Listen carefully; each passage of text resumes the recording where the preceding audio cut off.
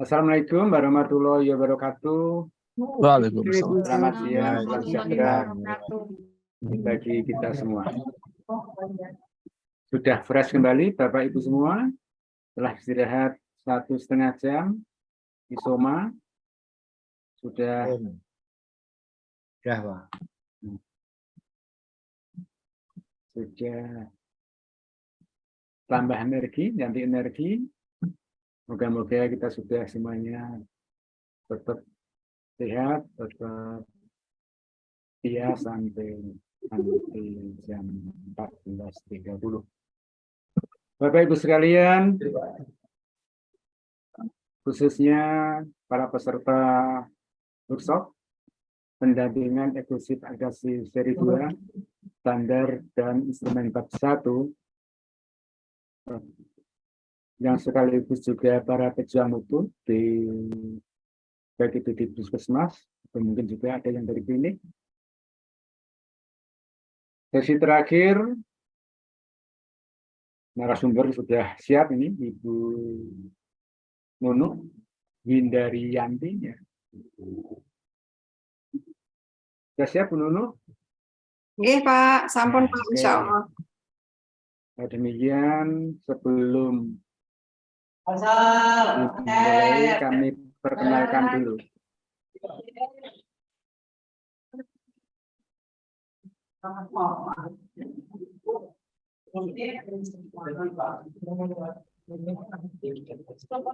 Saya bacakan dulu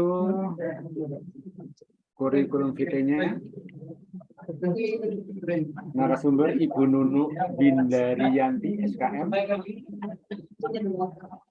praktisi kesehatan, seorang epidemiolog di Dinas Kesehatan Kabupaten Banjarnegara. Riwayat jabatan tahun 2001 sampai 2014, 13 tahun. Penyuluh kesehatan di UPTD Puskesmas Wanadadi 1. Kemudian tahun 2014 sampai sekarang 9 tahun ya. Epidemiolog kesehatan di UPTD Puskesmas Wanadadi 1. Kemudian tahun 2017 sampai sekarang surveyor akreditasi FKTP. Adapun riwayat pendidikan dan pelatihan S1 Kesehatan Masyarakat Universitas Diponegoro Semarang tahun 2001. Ini anak saya ini bukan adik saya, ini anak saya ini. TOT pendamping akreditasi Kemenkes 2016, pelatihan surveyor Kemenkes 2017, pembinaan dan sertifikasi K3 Fasiankes Kemenaker Kementerian Tenaga Kerja tahun 2019, dan penanggulangan KLB dan wabah Dinas Kesehatan Provinsi Jawa Tengah. Nah, Bapak Ibu sekalian, ini kurikulum vitae dari Ibu Nunu Windariyanti yang cukup membuat kita senang karena nanti akan menyampaikan materi bab 1, standar 1, standar 2, dan standar 6 berkaitan dengan dokumen regulasi dan dokumen brosur. Untuk waktu dan tempat, waktu 1,5 jam, Bu Nunu. Kami harapkan penyampaian materi kurang lebih 1 jam, yang 30 menit bisa untuk tanya jawab. Ya, biasanya tanya jawabnya banyak. Monggo waktu dan tempat saya haturkan. Baik, terima kasih Pak Markus. Bismillahirrahmanirrahim. Assalamualaikum warahmatullahi wabarakatuh. Teman-teman semuanya, Bapak Ibu yang hadir di sini, ada dari beberapa kabupaten ya di Jawa Tengah. Dari Cilacap ada, terus kemudian dari Karesidenan Pati ya, Kebumen, Wonosobo ada, Puskesmas di Semarang juga, saya sapa dulu. Puskesmas Batangan itu mana ya? Batang ya? Pati, Pati, Bu. Oh, Pati. Pati, ya. Pati, Bu. Pati. Ya, kita satu rumpun, Bu. Saya dari Blora. Tadi enggak ada JP ya. Bu Nunu. Iya, Kebumen. Ini sama ngapa-ngapa kayak di Banjarnegara ya. Ini teman-teman dari Banjarnegara juga ada, Wanayasa, kemudian dari Banjarnegara dan teman-teman TPCP dari Kabupaten Banjarnegara. Ya, terima kasih atas waktunya untuk kesempatan pada siang hari ini untuk sesi terakhir. Ini sesi yang tentunya mungkin ditunggu-tunggu ya, karena judulnya itu adalah penyusunan dokumen begitu ya. Jadi ini merangkum dari semua tadi materi yang disampaikan oleh Dr. Cahyono dan juga Bu Sofi terkait dengan bab 1, khususnya hari ini kita belajar bersama untuk kriteria 11, 12, dan juga 16 ya. Baik, izin saya share screen dulu untuk materi saya. Saya sudah jadi host ya, Pak? Ya, bismillah.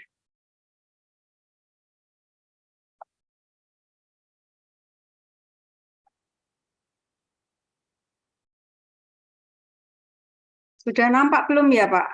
Sampun. Sampun ya. Ya, mungkin supaya tidak terjadi tumpang tindih materi ya, karena tadi Bu Sofi sudah juga menyampaikan tentang RDOWS, tetapi kalau langsung saya menampilkan regulasinya maupun contoh dokumennya seperti melompat gitu ya, kita sambil mengingat lagi nanti sedikit terkait RDOWS-nya, kemudian kita coba bagaimana menyusun dokumennya seperti itu. Nah, nanti yang saya paparkan itu masih dalam bentuk PowerPoint. Kemudian untuk contoh-contohnya ada beberapa, kita berikan contoh dalam bentuk Word-nya, nanti bisa dengan panitia ya, nanti ada Bu Inaya, kemudian ada Bu Eka yang panitia se-Indonesia, nanti akan merangkum contoh-contohnya dalam bentuk Google Drive. Semoga nanti bisa memberikan manfaat untuk teman-teman yang mungkin masih kesulitan, karena ada beberapa kriteria memang yang baru, nggak seperti tahun dulu ya. Tadi sudah dijelaskan tentang dilema etik itu baru, tapi kebanyakan yang lain itu teman-teman tentu sudah punya ya, karena terkait dengan kegiatan manajemen, baik yang siap sekarang maupun yang lama kan masih pakai aturan yang sama. Ya. Ini kita lihat lagi sedikit. Ada coret-coretannya ya. Belum full screen, Bu. Oh Belum iya. slideshow ya.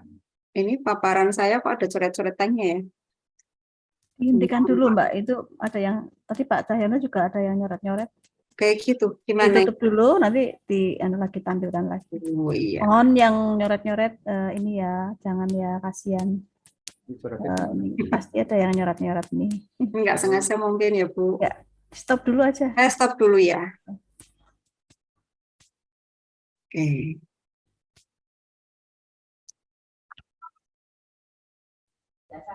Saya pilih dulu.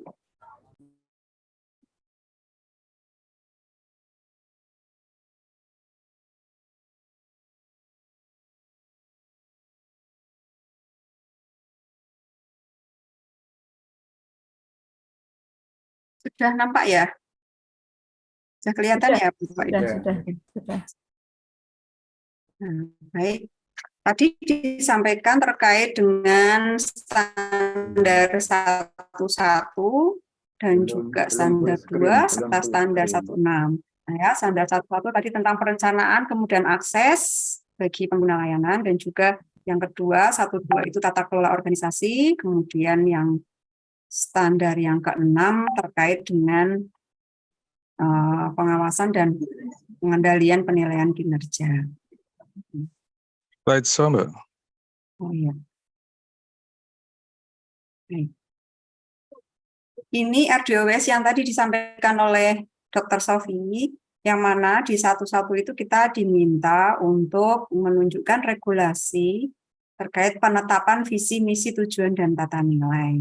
Teman-teman puskesmas yang dulu di akreditasi yang lama tentu sudah bisa menunjukkan SK visi misi tujuan tata nilai ya. Waktu itu kita diminta juga. Nah, silakan itu untuk dilakukan review terkait dengan regulasi-regulasi yang dulu sudah tidak berlaku untuk disesuaikan dengan peraturan atau regulasi yang terbaru terkait dengan penyelenggaraan puskesmas.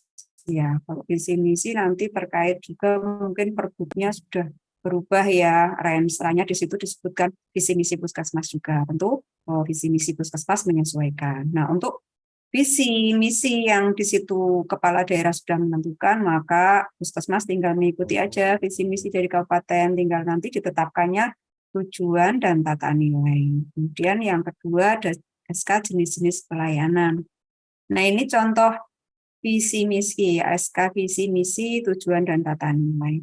Jangan lupa untuk melakukan review nanti teman-teman melengkapi dokumen rekaman kegiatan pembahasan atau review visi misi yang dulu. Ini bisa di pertemuan Lokmin kalau teman-teman memang membahasnya di Lokmin, atau mungkin ada pertemuan khusus yang membahas tentang visi misi, bagaimana visi misi kita ini masih sesuai dengan kondisi yang ada sekarang atau tidak. Tentu nanti dokumennya bisa menunjukkan seperti ini ya teman-teman, supaya mudah mengingatnya bisa dengan singkatan uang gitu ya, undangan, absensi, notulen, gambar seperti itu. Kemudian untuk tata nilai puskesmas tadi sudah dijelaskan juga ya sama Dr. Cahyono mungkin ya, tata nilai puskesmas ini sebaiknya juga sejalan dengan tata nilai individu supaya tidak terjadi benturan tata nilai individu dengan tata nilai organisasi, sehingga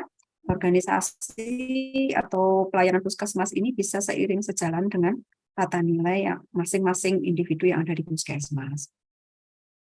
Ini nanti Word-nya bisa diminta kalau teman-teman filenya sudah hilang ya. Kalau sudah ada, syukur-syukur tinggal mereview aja. Ini hanya sekedar contoh, nanti bagaimana penyusunannya tentu menyesuaikan tata naskah yang sudah disampaikan waktu di seri pertama ya, tentang tata naskah penyusunan dokumen di puskesmas. Bagaimana membuat SK, kemudian pedoman, panduan, SOP, seperti itu.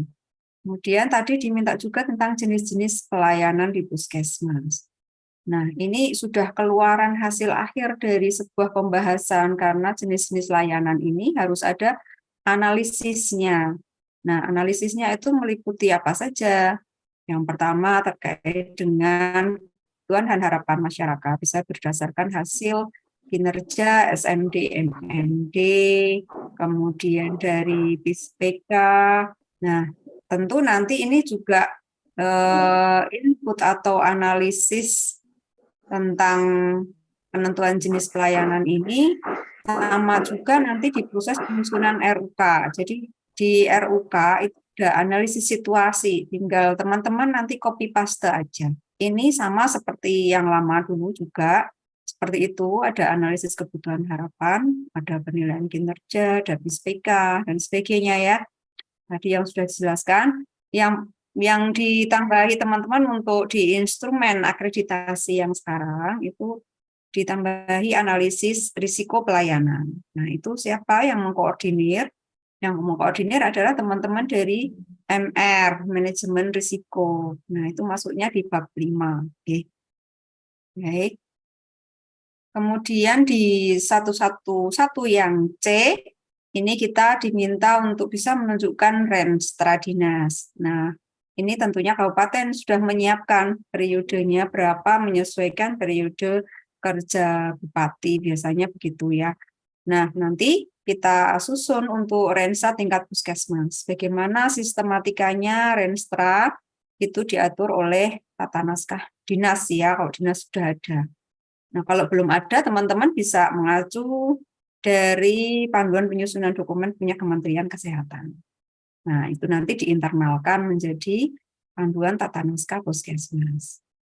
Kemudian yang ketiga, jangan lupa teman-teman untuk membuat juga SK pemberlakuan renstra. Ini biasanya yang lupa ya, sudah jadi renstra, sudah dijilid, tetapi belum ada SK pemberlakuan renstranya. Kemudian bagaimana telusurnya, proses-proses penyusunan Renstra ini teman-teman untuk bisa menunjukkan juga uangnya ya. Kalau itu bentuknya pertemuan, pembahasan, ada undangan, absensi, notulen, dan juga gambar. Seperti itu. Kemudian untuk tahapan penyusunan Renstra, ya, teman-teman bisa membaca lebih lengkapnya di PMK 44 tahun 2016 tentang pedoman manajemen puskesmas ya.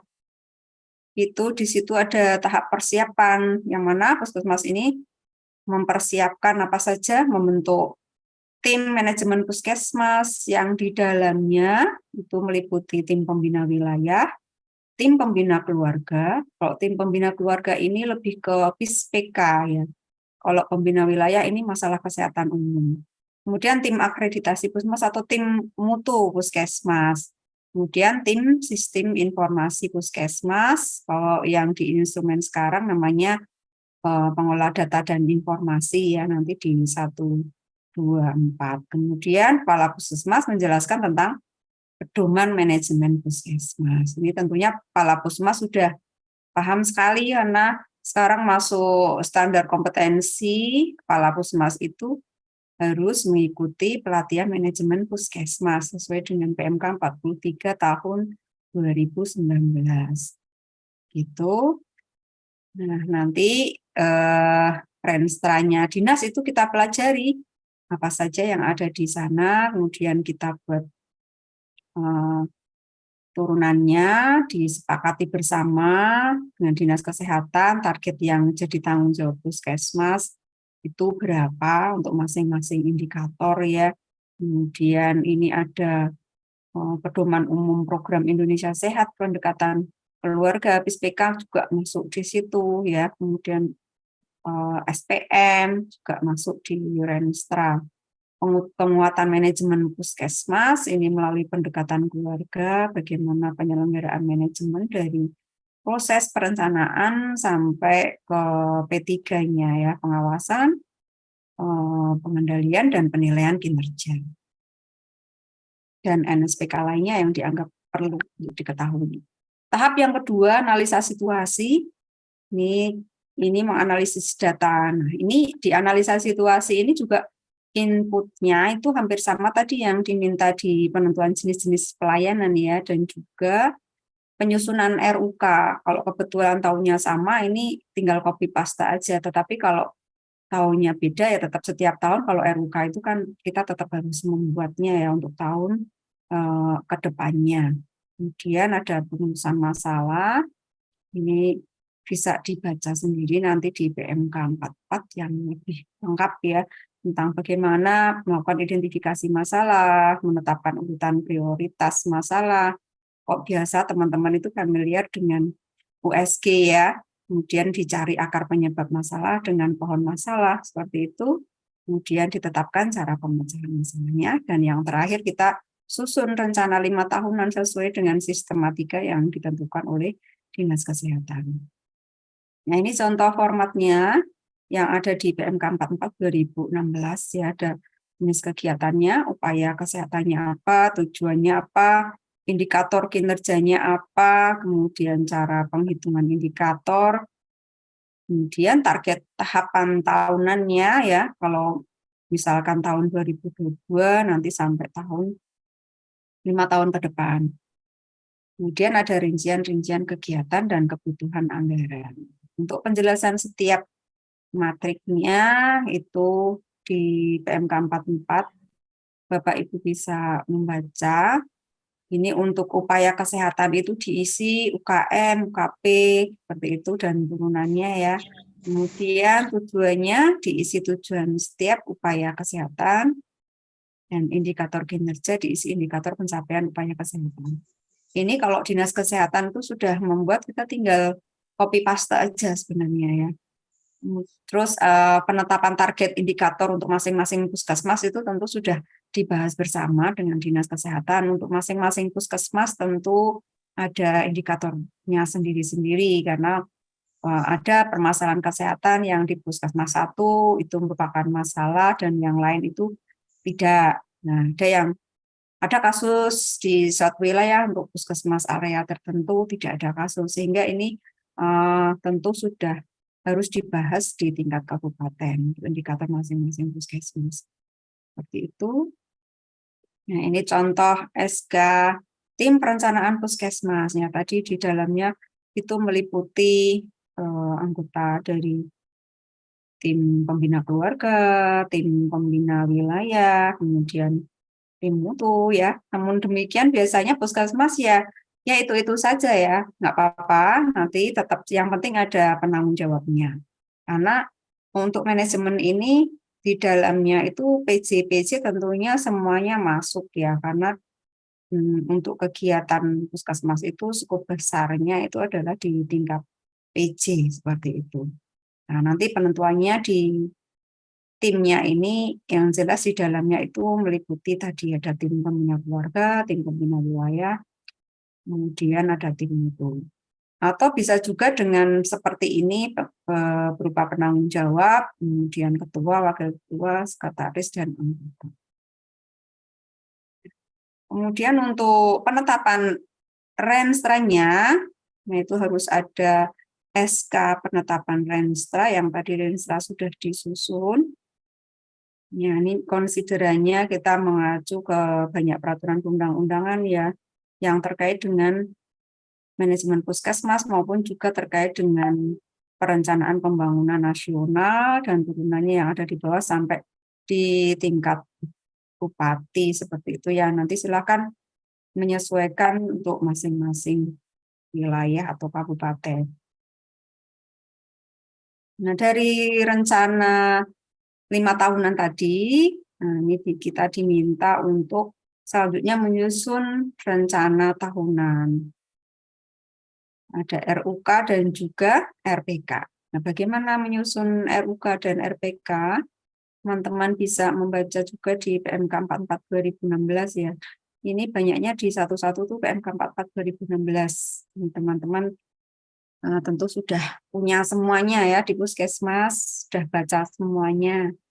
Karena sekarang PJ itu juga di standar kompetensi harus pelatihan manajemen puskesmas juga ya. Kalau belum sempat mendapatkan giliran pelatihan yang diselenggarakan oleh Kementerian Kesehatan atau provinsi, bisa sharing pengetahuan bagi teman-teman yang sudah pelatihan, nanti bisa menyampaikan ke PJ. Karena ini juga masuk standar kompetensinya PJ untuk mengetahui bagaimana tentang manajemen puskesmas. Nah, format RUK-nya seperti itu. Ini minimal ya, teman-teman ya, bisa menambahnya. Minimal aja, ini kayaknya sudah cukup, nggak perlu ditambah lagi. Oh, biasanya mungkin menambahnya di sini, di kebutuhan anggaran. Nah, ini nanti supaya kelihatan rinciannya itu kegiatannya volumenya berapa, kemudian sampai ke frekuensi per itemnya rupiahnya berapa, nanti ketemu di rumus di 13. Teman-teman bisa menambah kolom di sini untuk di kolom 11 supaya tahu ya detail anggarannya. Itu. Nah, ini bagaimana mengisinya untuk masing-masing kolom. Itu ada penjelasannya juga ya. Tentang jenis kegiatan atau upaya tadi itu meliputi UKM, UKP, farmasian, Perkesmas ya, laboratorium, ini di bawahnya UKP ya.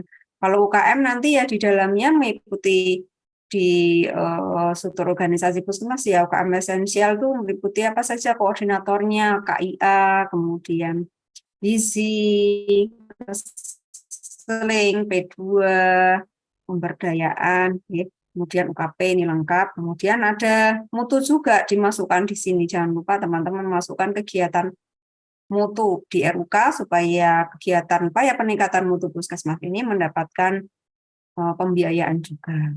Nah, apa yang ada di dalam kegiatan tim mutu? Nah, itu ada di struktur organisasi tim mutu, di bawah PC mutu ada tim mutu ya, kecil-kecil itu koordinator manajemen, koordinator mutu admin, koordinator mutu UKM, koordinator mutu UKP, kemudian koordinator MR, KP, koordinator audit internal, koordinator MFK, mungkin kalau MFK masuk di tim mutu ya, kemudian K3, audit internal, seperti itu. Kemudian ada keselamatan pasien juga. Nah, itu semuanya masuk di RUK Puskesmas. Nanti menjadi RUK yang terintegrasi untuk semua pelayanan.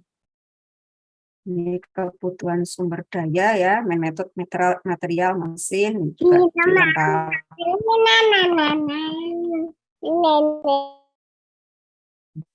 Biayaan itu nanti bisa disebutkan masuk BLD bocor ya, BLUD atau DAK. Kalau puskesmas anggarannya saat ini itu ya yang besar ya. Kalau yang belum BLUD berarti mungkin APB ya, tapi bisa dispesifikan di situ. Ya, misalnya seperti itu. Kemudian untuk RPK-nya, ini RPK kan dari anggaran yang sudah ditetapkan oleh Dinas Kesehatan, kemudian kita susun rencananya dengan format RPK seperti yang ada di PMK 44 tahun 2016. Ini sampai ada jadwalnya sudah ya, ada rincian pelaksanaan. Lokasi pelaksanaan. Jadi nanti bisa saja beda antara RUK yang kita usulkan tadi dengan RPK karena anggaran kita nggak di ACC sehingga kegiatannya mungkin akan beda. Ada yang di-cancel, ada yang mungkin anggarannya dikurangi, ya. Nanti bisa dijelaskan di rincian pelaksanaannya. Ya. Kemudian biayanya berapa. Itu. Nah, terkait dengan RPK ini di tengah jalan apabila ada perubahan kebijakan pemerintah daerah yang mana di situ terkait dengan anggaran kita, maka kita perlu melakukan RPK revisi. Karena ada anggaran yang berubah, maka kegiatan kita menyesuaikan sehingga kita harus menyusun RPK revisi. Ini sudah biasa teman-teman di Puskesmas melakukan revisi RPK ya. Cuman mungkin bagaimana proses penyusunan revisinya ini ya teman-teman masih lemah di pendokumentasiannya ya, uangnya. Nah, itu bisa dilengkapi nanti teman-teman melengkapi uangnya. Mungkin bisa di logmin atau mungkin khusus di pertemuan pembahasan perencanaan kegiatan. Atau kalau misalkan di bulan Juli sudah mulai menyusun perubahan anggaran ya, maka nanti kegiatan kita juga menyesuaikan. Kalau perubahan anggaran sudah diketok, maka kegiatan kita tentu akan berubah. Ini format untuk RPK bulanannya, seperti ini ada kegiatan, tujuan, sasaran, target, PJ-nya siapa, volumenya kegiatan, berapa, jadwalnya kapan, ada rincian pelaksanaannya. Kemudian lokasinya di mana dan biayanya dari apa, seperti itu. Nah, kemudian masuk ke 112 terkait dengan akses yang dulu itu kita diminta SK kewajiban, SK hak dan kewajiban pasien dan pengguna pelayanan ya. Nah, sekarang ini cuma diminta kebijakan tentang hak dan kewajiban pasien. Namun demikian, kalau teman-teman di Puskesmas masih ingin ada SK itu untuk memastikan kejelasan hak dan kewajiban pengguna layanan, ya enggak apa-apa. Cuman di sini yang diminta sekarang adalah hak dan kewajiban pasien. Nah, bagaimana kita menyusun hak kewajiban pasien? Dulu mungkin masih pakai itu ya, undang-undang praktik kedokteran ya. Kalau kita lihat memang di situ ada hak kewajiban pasien, kita bisa mengacu di situ. Ini contoh dokumennya. Untuk SK-nya di sini kita lihat mengacu ke Undang-Undang Praktik Kedokteran, Undang-Undang Nomor 29 Tahun 2004. Kemudian kita komunikasikan dengan pengguna layanan, ada SK bagaimana komunikasi dengan pengguna layanan. Kita juga diminta SOP-nya nanti ya. Nah, ini disesuaikan juga di masing-masing puskesmas. Bagaimana kita menjalin komunikasi dengan pengguna layanan. Misalkan ini contohnya Ini melalui langsung ya saat memberi pelayanan berkomunikasi dengan pelanggan. Atau kita menyediakan kotak saran via telepon atau SMS, WA, atau email, nah, dan sebagainya. Ini menyesuaikan yang ada di puskesmas teman-teman semuanya. Ini diminta SK pengelolaan umpan balik, kemudian SOP pengelolaan umpan balik, SOP pengukuran kepuasan pasien, SOP penanganan aduan. Kalau kepuasan pasien ini kita mengacu ke Permenpan ya 14 terkait dengan survei kepuasan masyarakat. Ya, ini sekaligus juga nanti menjadi bukti untuk pengukuran INM di sana. INM yang terakhir itu kita ada pengukuran kepuasan masyarakat. Ya. Karena yang ditanyakan itu adalah pasien dalam gedung ya. Karena itu syaratnya mereka yang sudah mendapatkan pelayanan. Cuman ini kalau di INM itu lebih ke pasien dalam gedung. Gitu. Kalau yang luar gedung, enggak apa-apa sih teman-teman kalau ingin memperluas, cuman rasanya kalau sudah di yang INM aja ini kita 6 bulan sekali ya kalau di INM, itu sudah cukup. Cuman untuk yang kepuasan pelanggan eksternal itu teman-teman bisa langsung melakukannya survei saat misalkan pelaksanaan kelas ibu seperti itu. Mendapatkan umpan balik bagaimana pelayanan yang kita berikan. Cuman di sini ini untuk 112 kriteria D ini kita hanya diminta untuk pasien, berarti ini yang dalam gedung saja. Jadi sekaligus nanti untuk pengukuran INM gitu ya. Nah, contohnya ini rekapannya bagaimana kita merekap umpan balik yang sudah kita peroleh dari pengguna layanan. Bisa tanggalnya kapan, isinya apa ya. Kemudian sarananya untuk menyampaikan apa, kita analisis dan kita tindak lanjuti. Seperti itu. Nah, ini yang harus ada juga sekarang. Kalau dulu itu kita diminta namanya SK tentang Code of Conduct ya, aturan internal puskesmas. Seperti itu. Nah, ini sekarang bunyinya adalah kode etik perilaku pegawai. Nah, ini kita mengacu kemana? Mengacunya bisa dari Permenpan ya tentang manajemen ASN ya. Di dalamnya nanti ditambahkan juga tata nilai yang sudah disepakati oleh teman-teman di puskesmas dan juga ditambah tentang budaya keselamatan. Ini juga dapat menjadi bagian dari kode etik perilaku. Budaya keselamatan ini ada di bab 5. Ini terkait dengan sasaran keselamatan pasien. Ya. Ini nanti kita evaluasi, kita tindak lanjuti hasil evaluasi pelaksanaan kode etik perilaku. Nah, siapa ini yang melakukan evaluasi ya? Tentu di bagian manajemen pegawaian. Kemudian ada SK pendelegasian wewenang manajerial. Kemudian ada juga pendelegasian wewenang klinis. Kalau manajerial itu nanti dari kepala ke PJ, PJ ke koordinator, koordinator ke pelaksana. Kalau kewenangan klinis ini nanti akan ada kaitannya dengan kredensial tenaga kesehatan yang dilakukan oleh Dinas Kesehatan. Ini tentu ini Dinas Kesehatan harus segera melakukan kredensialing ya untuk memenuhi ini persyaratan ini, karena ini kewenangan klinis ini nanti yang menentukan adalah tim kredensial dari Dinas Kesehatan. Nah, nanti akan ada penugasan klinis juga oleh kepala puskesmas. Itu. Ini contohnya penetapan PJ dan koordinator. Di sini yang diminta penetapan PJ dan koordinator saja ya. Nah, bagaimana untuk yang pelaksana kan banyak.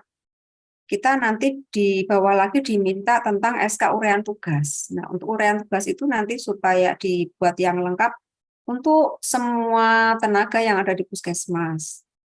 Namanya misalnya Sumarni, tugasnya sebagai apa? Perawat, kemudian juga sebagai bendahara, misalkan seperti itu. Nanti setiap person itu memperoleh uraian tugasnya masing-masing dengan kejelasan uraian tugas, tanggung jawab, dan juga wewenangnya.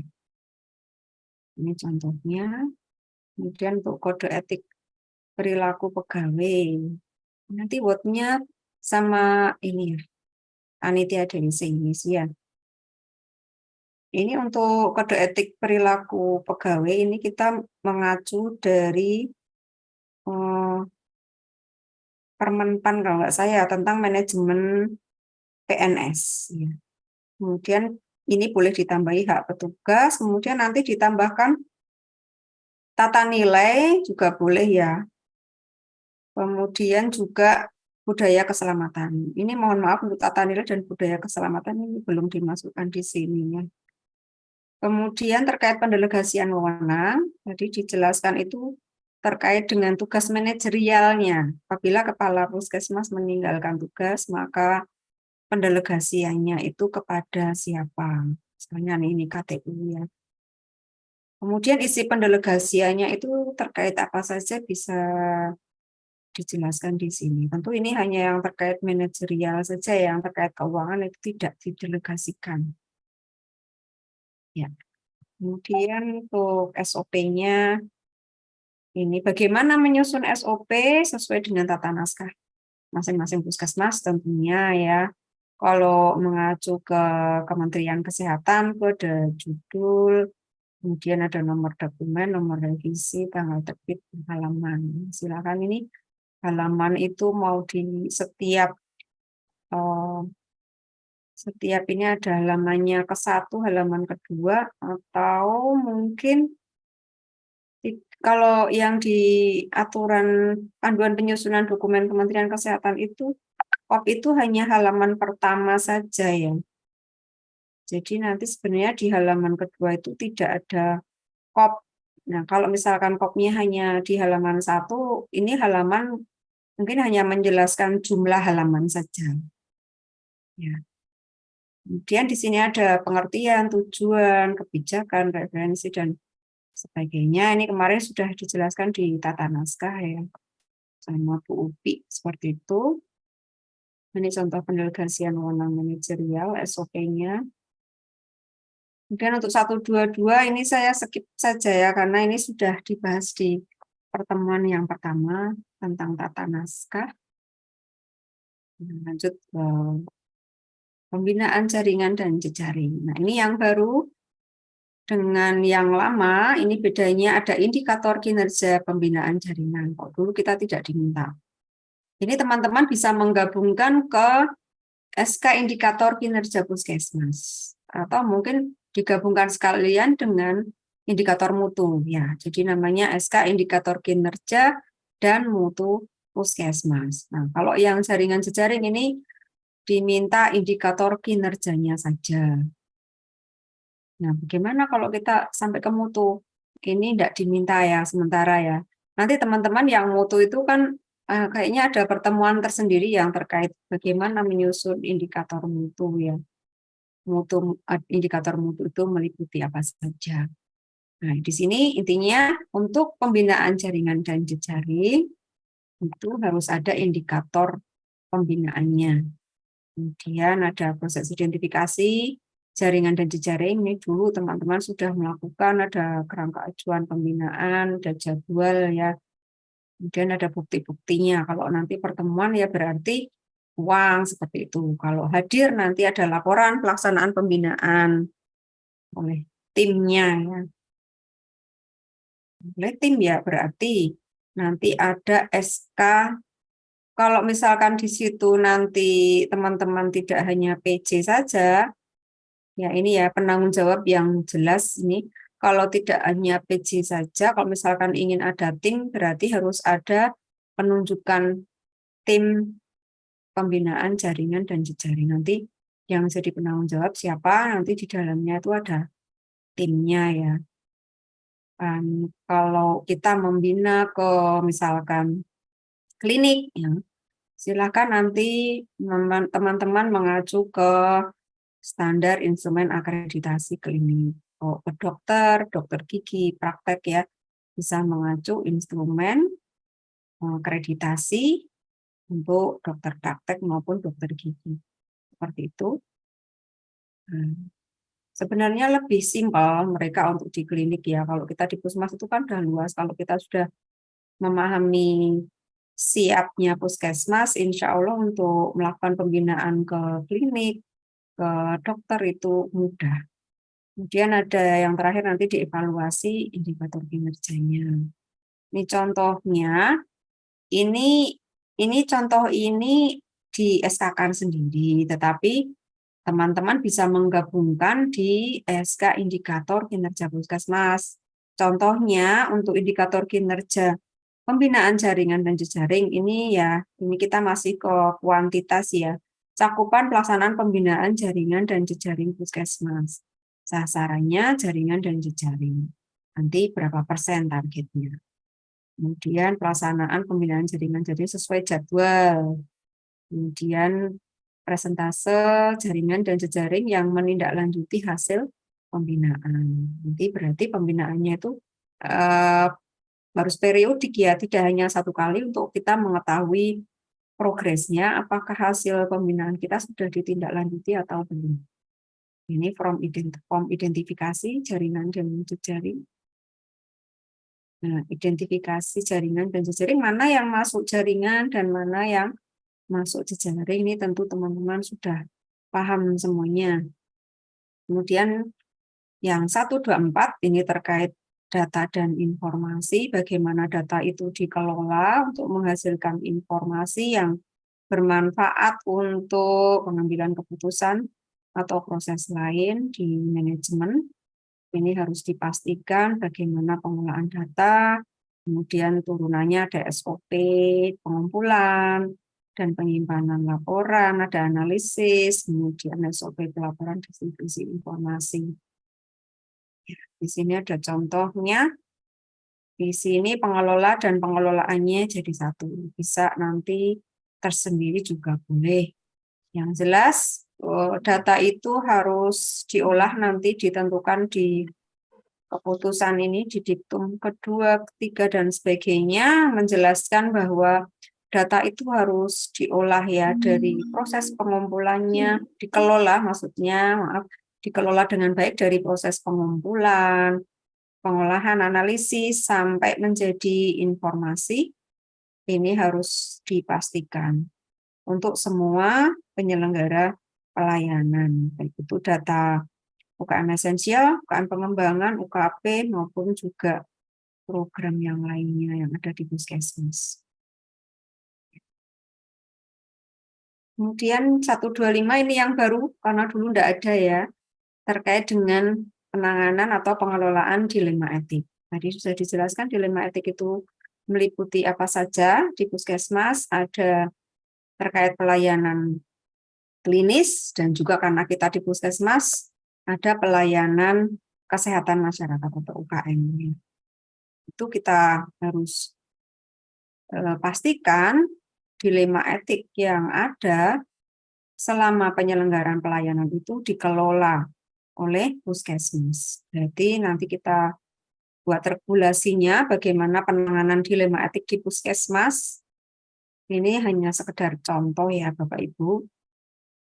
Intinya kalau ada dilema etik itu dikelola, kemudian ditindaklanjuti. Kalau di situ ada proses pelibatan dengan lintas program ataupun juga dengan lintas sektor, nanti ditentukan di sini sampai kita jelaskan di SOP-nya. Misalkan ini contohnya pimpinan puskesmas itu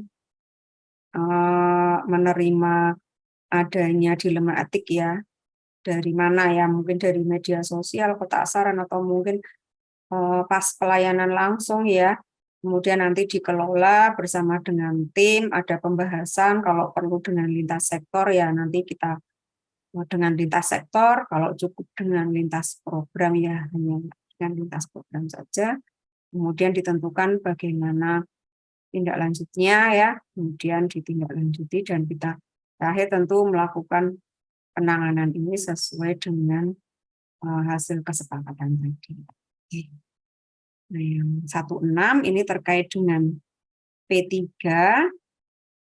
Ini tambahannya adalah audit internal dan rapat tinjauan manajemen atau pertemuan tinjauan manajemen. Kalau yang dulu audit internal itu ada di bab tersendiri, ya, di bab 3 ya dulu. Nah, sekarang audit internal dan pertemuan tinjauan manajemen ini karena merupakan bagian dari proses pengawasan, pengendalian juga ya, sehingga ini dimasukkan jadi satu di 161. Yang pertama kita diminta SK indikator kinerja. Nah, ini tadi sudah kita singgung sedikit ya, SK indikator kinerja itu meliputi apa saja, indikator kinerja UKM, KP, kemudian admin, kinerja mutu ya, yang ada di bawahnya tim mutu, nanti kinerjanya apa saja, ditambahin tadi yang indikator kinerja pembinaan jaringan dan jejaring seperti itu. Kemudian dilengkapi juga dengan SOP-nya. Ini ada contoh SK P3, P3-nya itu nanti meliputi dilakukan melalui apa, boleh melalui rapat bulanan, logmin ya, atau mungkin melalui audit internal seperti itu. Dan PKP-nya sendiri dilaksanakan minimal 2 kali dalam setahun sesuai di PMK 44 tahun 2016. Ini ada contoh format-formatnya untuk penilaian kinerja. Ini nanti teman-teman membuatnya dalam bentuk Excel saja ya, supaya mudah untuk melakukan perumusan. Kemudian untuk ini yang seperti ini yang untuk penilaian kinerja pelayanan. Untuk yang manajemen dan juga mutu, teman-teman bisa menggunakan skala seperti ini. Ini ada di panduan manajemen puskesmas ya.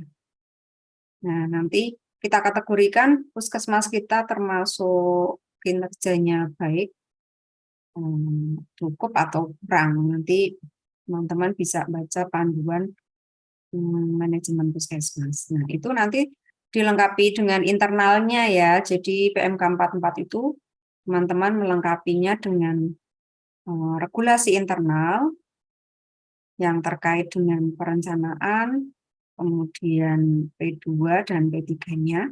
Kalau P3-nya berarti nanti panduan pengawasan, pengendalian, dan penilaian kinerja. Nanti sekaligus bagaimana pendokumentasiannya, mengatur penghitungan kinerja, baik itu cakupan pelayanan maupun penilaian kinerja, manajemen, dan mutu puskesmas. Seperti itu. Untuk manajemen dan mutu nanti digabung di rata-rata, nilainya berapa. Ini paling tinggi 10 ya. Baik. Ini nanti dilanjut dengan dokumentasinya ya. Teman-teman nanti membuat pas logmin itu notulennya bagaimana. Agenda logmin itu nanti teman-teman untuk mengacu PMK 44 juga ya. Ada di sana ada input dari setiap logmin, baik itu logmin bulanan yang pertama maupun logmin bulanan yang rutin. Kalau logmin bulanan yang rutin itu inputnya apa saja, nanti teman-teman bisa baca di PMK 44. Kemudian logmin bulanan yang rutin dan logmin tribulanan. Itu. Kalau logmin tribulanan itu maksudnya logmin lintas sektor ya. Kemudian ini terkait dengan audit internal. Itu kita nanti diminta kerangka acuannya, timnya juga ya, dengan uraian tugas, wewenang, tanggung jawab. Kemudian bukti-buktinya ada rencana audit, bukti pelaksanaan audit, ada instrumen audit. Ini contoh-contoh sedikit terkait jadwalnya. Kalau kita bahas khusus sendiri tentang audit, tentu waktunya lama ya. Ini nanti Bapak Ibu bisa baca di panduan audit internal dan rapat tinjauan manajemen dari Kementerian Kesehatan. Di situ lengkap. Ini contoh instrumen audit. Untuk Word-nya nanti bisa kita kasih contohnya melalui panitia ya. Oke, seperti itu. Terima kasih. Slogannya akreditasi mudah, bermutu, dan menyenangkan. Itu Pak, waktu saya. Masihkah? Sekian dulu, terima masih kasih. sedikit. Oh ya, Enggak, Gimana langsung tanya jawab, Bu? boleh. Oke. Terima kasih Bu Nunu ya sudah disampaikan materi akreditasi yang cukup jelas ya. Banyak contoh-contohnya, moga-moga membuat lega Bapak Ibu sekalian, meskipun memang namanya contoh ya tidak semuanya mestinya, beberapa saja. Itu ya Bu Nunu ya. Iya Pak, yang lengkap ada di Pak Markus mungkin.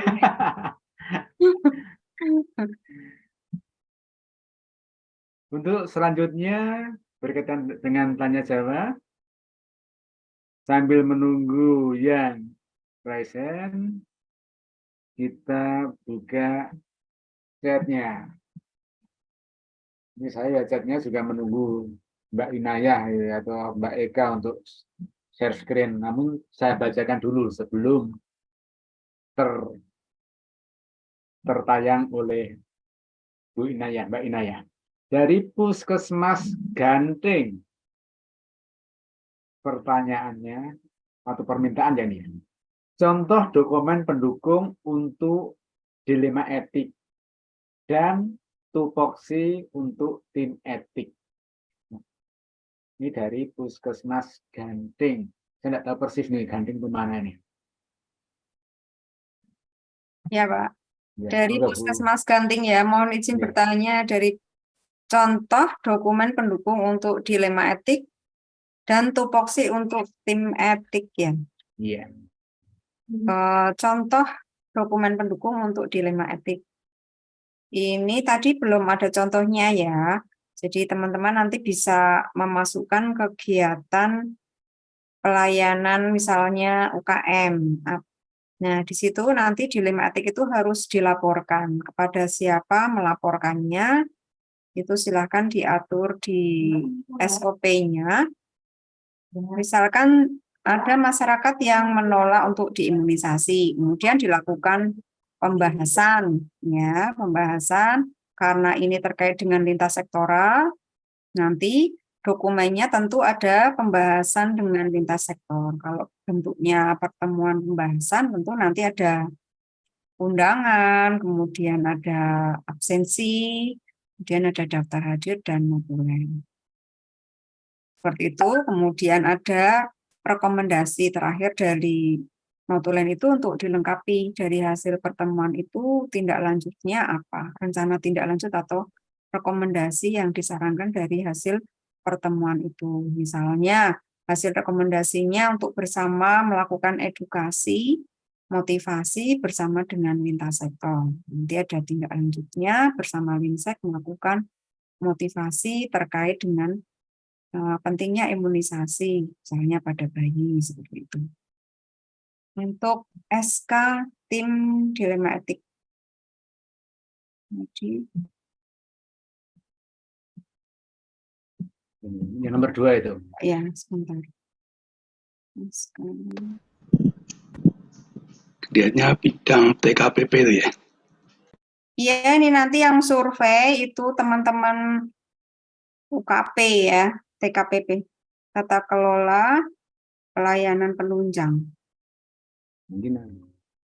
Tapi sebenarnya kalau di puskesmas itu kompleks ya, tidak hanya pelayanan klinis saja ya. Kalau pelayanan klinis itu mungkin pasien menolak bayar karena dianggapnya mungkin mahal atau merasa tidak mampu kok disuruh bayar seperti itu. Nah, nanti berarti itu penyelesaiannya tentu membutuhkan dengan lintas sektor ya, dengan pemerintah desa. Seperti itu. Untuk dibahas bersama bagaimana tindak lanjutnya.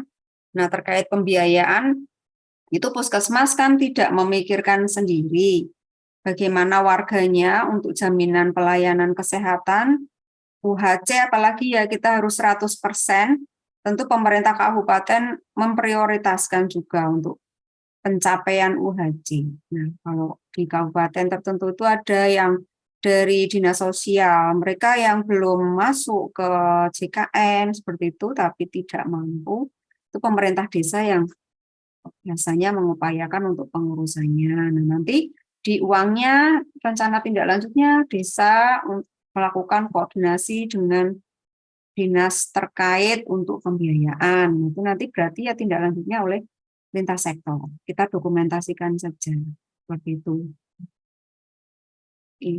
Bentar, saya mau buka terkait itu ya tadi. Dibaca sendiri aja ya Bu ya. Oke, Ya, biar cepat. bentar. Ya.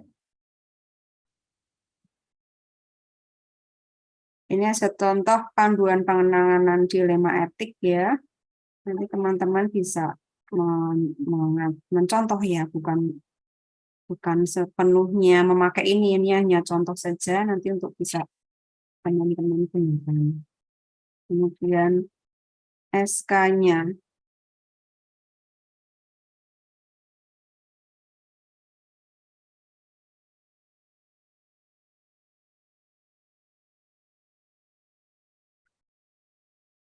Ini bagaimana dilema etik itu dilakukan pengelolaan ya. Pimpinan harus berupaya mewujudkan penyelenggaraan pelayanan UKM dan UKP dilaksanakan dengan pertimbangan etis.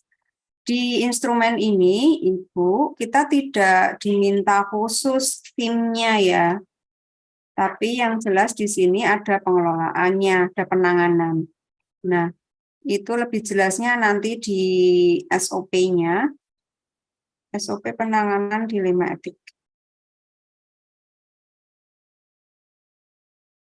Di Puskesmas.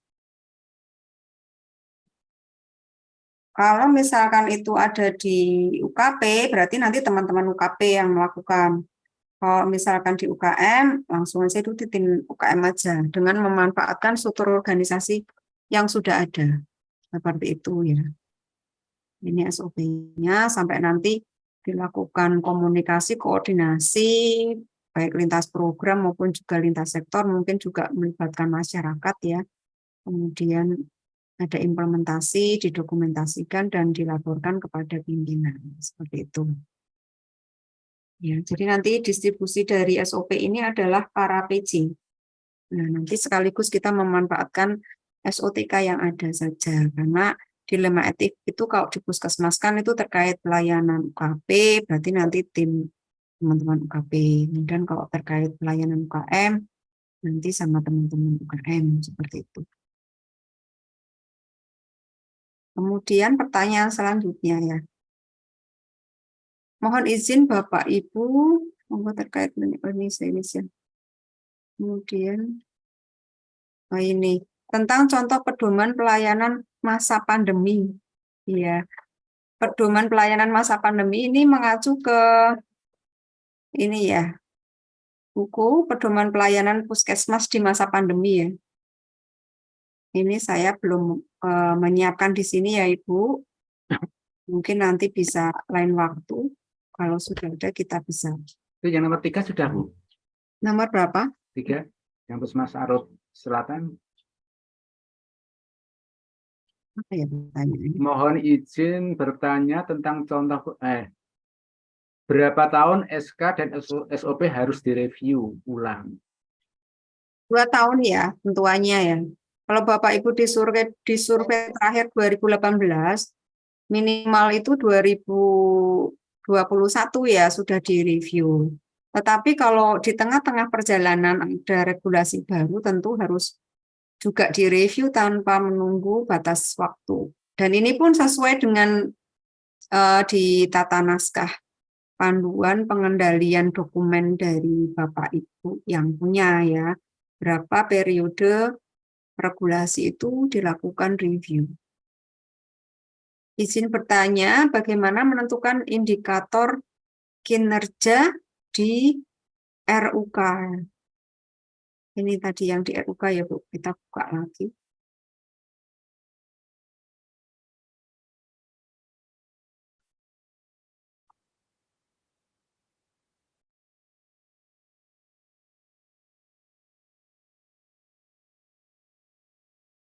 Rencana usulan kegiatan.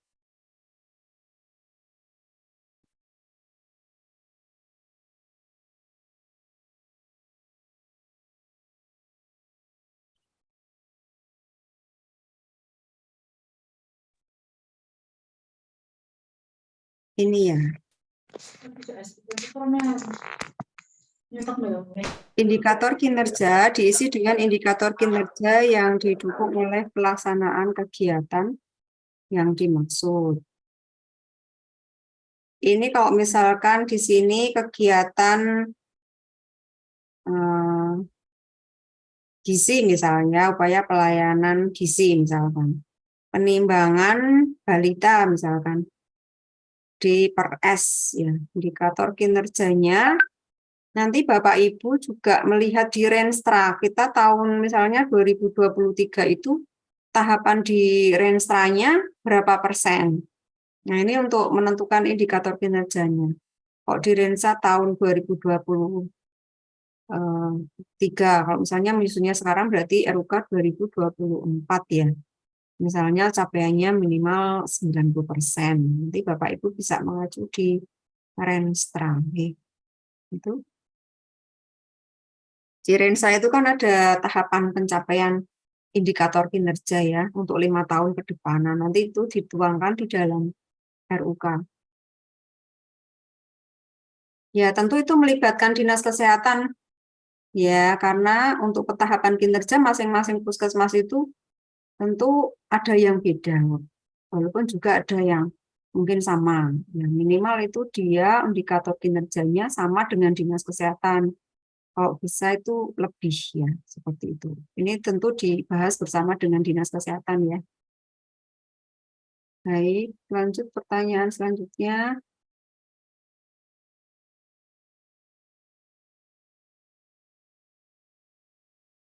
Di-share lagi. Oh ya, saya kok naik turunnya.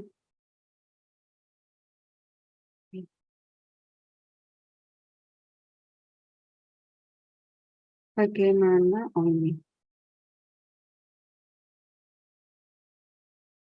Atau ada yang masuk di link pertanyaan ya, kayaknya ya. Contoh SK, SOP, etika pegawai.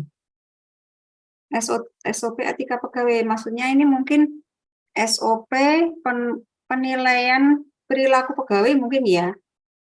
SK yang tadi itu ya, terkait dengan kode etik perilaku pegawai. SK-nya tadi sudah ada ya, kemudian SOP-nya. SOP kalau di situ dimintanya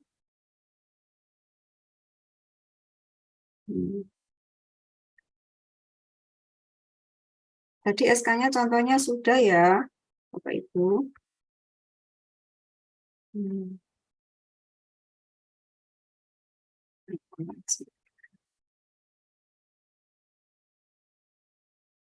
SK. Kita diminta regulasinya ditetapkan kode etik perilaku pegawai ya, yang berlaku untuk seluruh pegawai yang bekerja di puskesmas serta dilakukan evaluasinya. Di sini kita diminta SK tentang penetapan kode etik. Jadi sudah ya, kita kasih contohnya. Kemudian dilakukan evaluasi kode etik perilaku pelaksanaannya. Nanti teman-teman di kepegawaian ya. Jadi sebenarnya penilaian perilaku pegawai di SKP itu tentu harus mengacu ini penetapan SK atau SK kode etik perilaku pegawai yang di dalamnya bisa meliputi kode etik yang ada di Permen tentang manajemen ASN. Di sana ada kode etik perilaku pegawai. Kemudian ditambahkan tata nilai yang ada di puskesmas yang disepakati bersama. Kemudian ditambahkan budaya mutu keselamatan. Jadi SKP itu ya sempurnanya untuk penilaian perilaku berdasarkan yang ditetapkan ini tadi, kode etik perilaku pegawai. Mungkin selama ini belum sampai ke situ ya. Jadi mungkin masih formalitas, belum ada dokumen pendukungnya bagaimana menilai untuk masing-masing indikator perilaku. Tata nilai misalnya senyum, ya S-nya mungkin sapa. Bagaimana teman-teman, apakah dalam memberikan pelayanan sudah menyapa dulu ke pelanggan. Nah, ini memang harus detail untuk masing-masing yang melaksanakan tugas itu dinilai sampai seperti itu dalam memberikan pelayanan sudah menerapkan tata nilai yang disepakati bersama atau belum. Itu.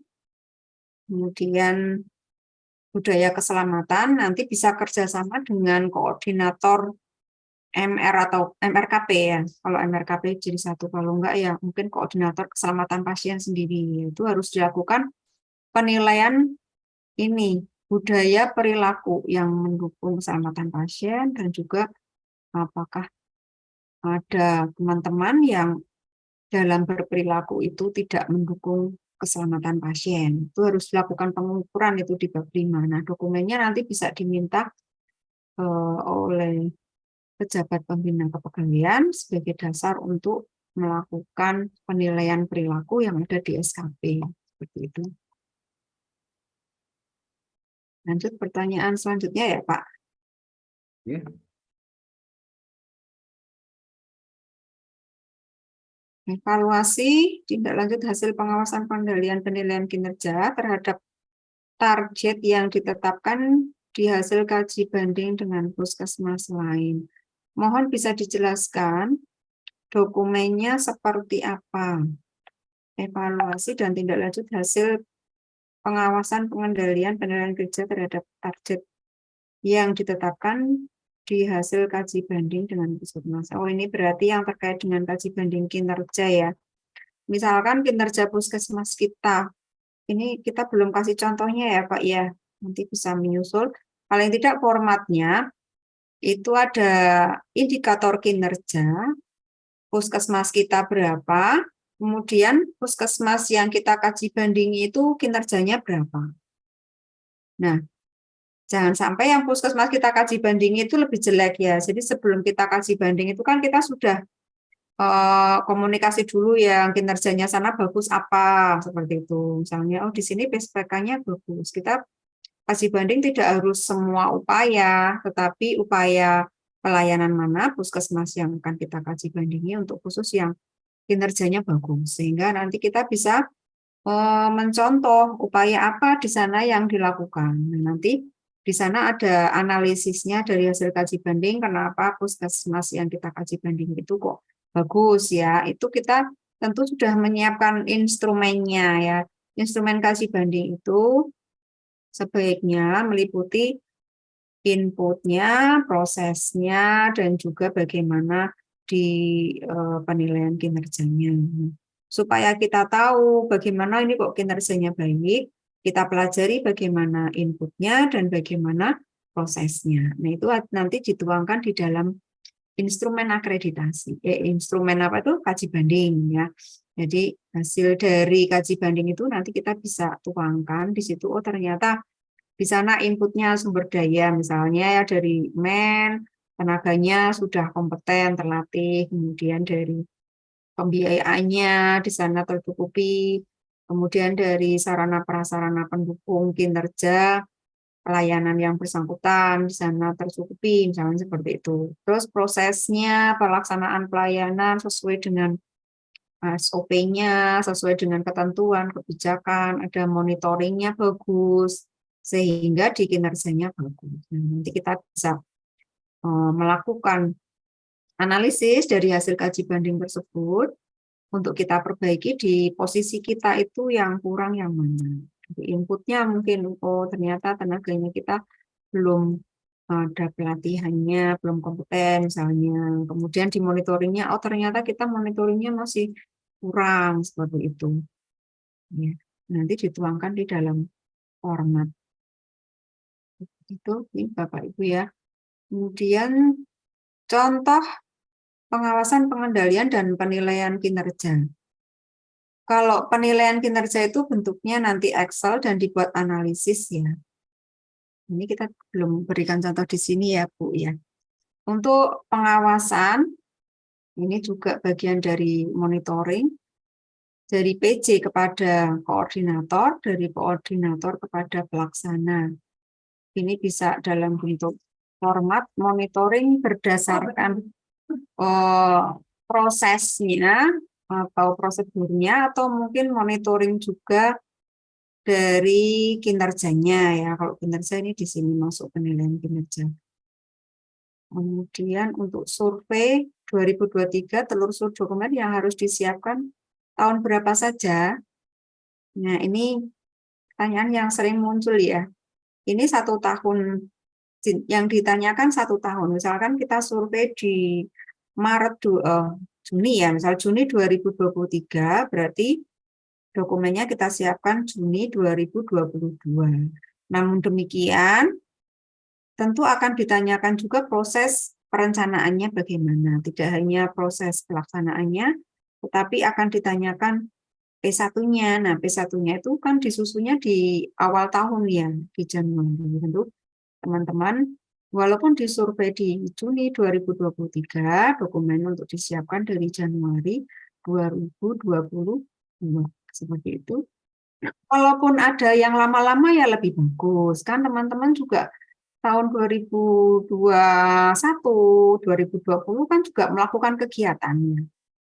Kalau teman-teman nanti bisa melengkapinya itu lebih bagus. Menunjukkan memang kegiatan kita berjalan seperti itu. Oke. Kalau sudah lewat gimana ya Bu? Nah, nanti teman-teman bisa melengkapinya karena kegiatannya memang dilaksanakannya ya. Tapi teman-teman nanti lebih konsentrasi yang 1 tahun dulu. Kalau sudah selesai nanti dokumen yang sebelumnya kita kejar seperti itu.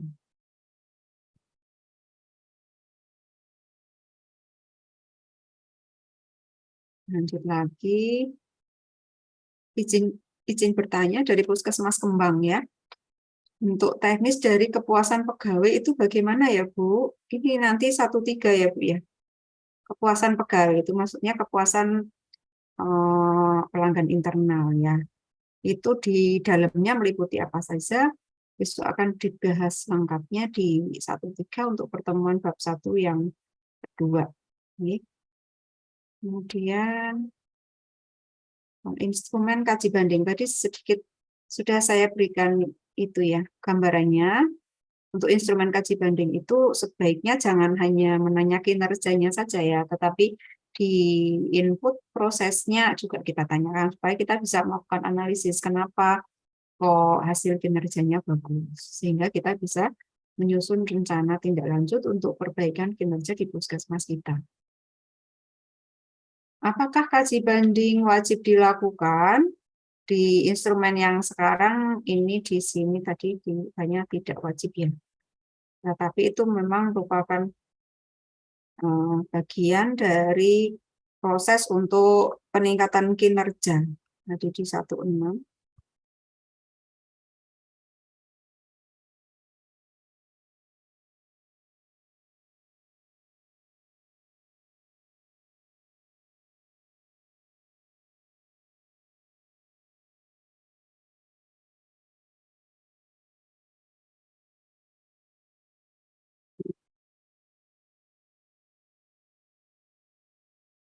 Ada evaluasi dan tindak lanjut terhadap hasil pengawasan, pengendalian, dan penilaian kinerja terhadap target yang ditetapkan.